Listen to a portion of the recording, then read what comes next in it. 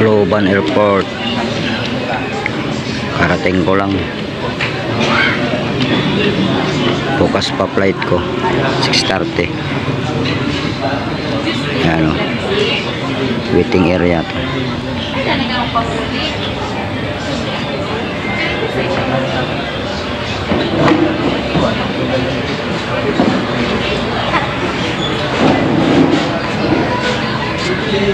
Dito ako matutulog labas. Hindi pa pinapapasok, bukas pa raw, alas 5 pa bukas.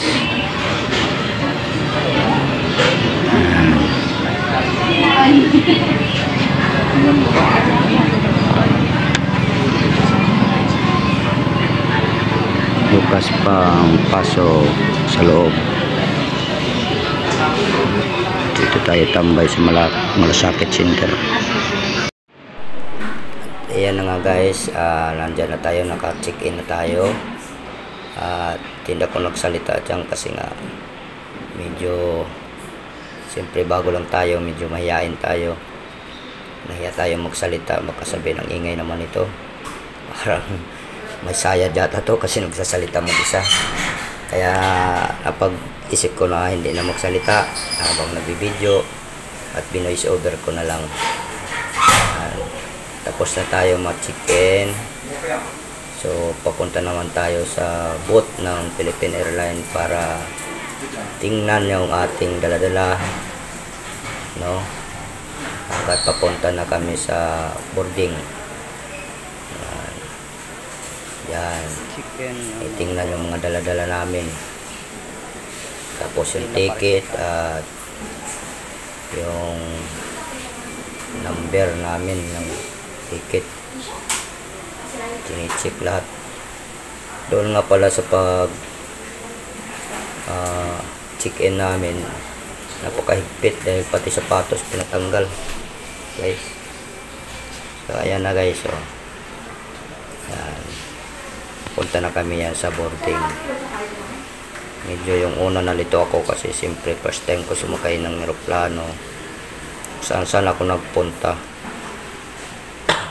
Yung makita ko naka ano pala, Cebu Pacific, AirAsia.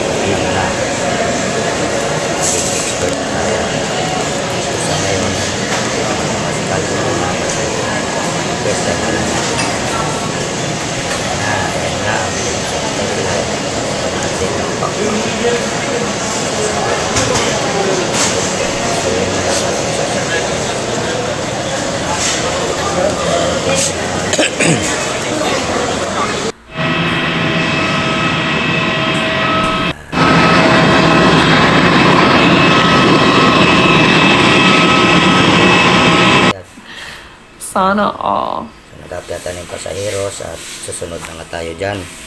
Aakyat na rin tayo. So medyo kabado tayo guys kasi nga ngayon lang tayo nakasakay nito.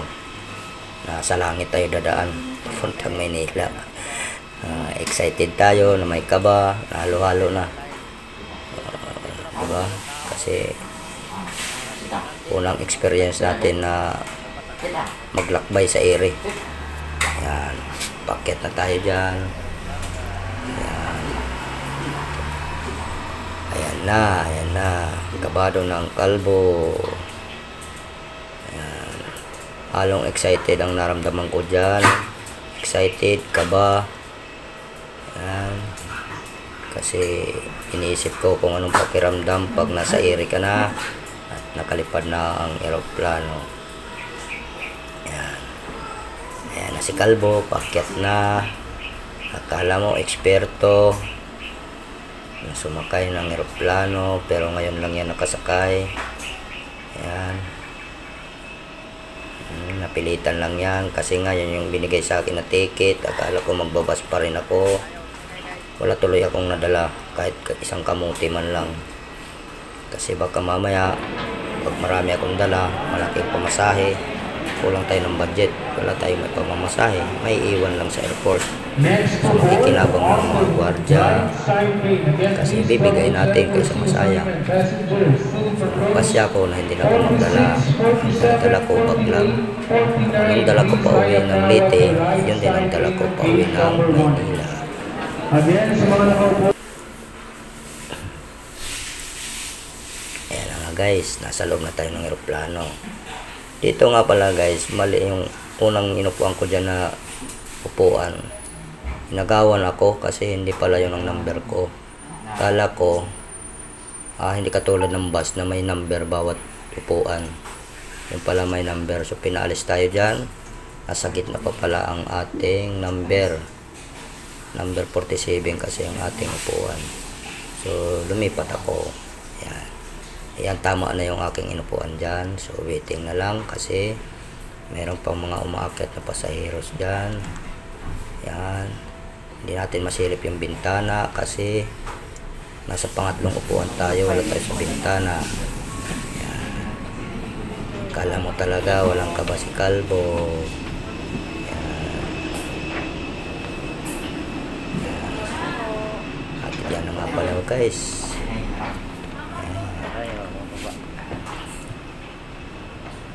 Ayan na. Nakababa na kami niyan guys sa Maynila.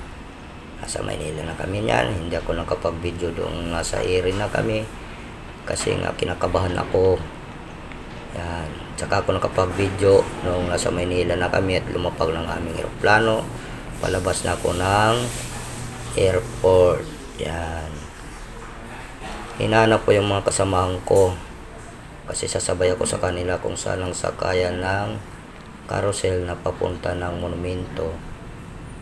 Yan. Kaso nga hindi ko na sila makita kung saan sila dumaan sa dami ng pasaheros. Hindi na kami nagkita-kita. Nahanap ko sila, wala akong makita sa kanila kahit isa. Kaya nagpasya na lang ako na maghanap kung saan ang sakayan papunta ng Pasay. Yan. Nasa taas pa ko niyan ng airport. Pababa ko. Sa taas pa yan. Ayan, lakad-lakad. Video-video. Wala na talaga akong nakita mga kasamahan ko kung saan sila dumaan. Kasi may kakilala akong dalawang babae doon sa waiting kanina. Waiting doon sa airport ng Tacloban. Sabi ko sasabay ako sa kanila pero nawala na sila. Ayan. Inantay ko sila dyan kasi baka sakali na makita ko sila. Patingin-tingin ako sa paligid pero wala akong nakita. Ni isa sa kanila. Hanggang sa nagsawa na ako kakahanap sa kanila. Nagpasya na ako na lalabas na lang ako at hanapin ko na lang kung saan ako pwedeng sumakay papuntang Pasay MRT. kasi nandoon yung carousel na mga bus na biyaheng monumento, kasi papunta ako ng Bulacan. So bababa ko ng Quezon Ave, tapos sasakay ako ng papuntang Bulacan. Yan guys, yan. So hinanap ko lang, hinanap talaga sila kasi hindi ko pa kabisado ang airport ng Naiya.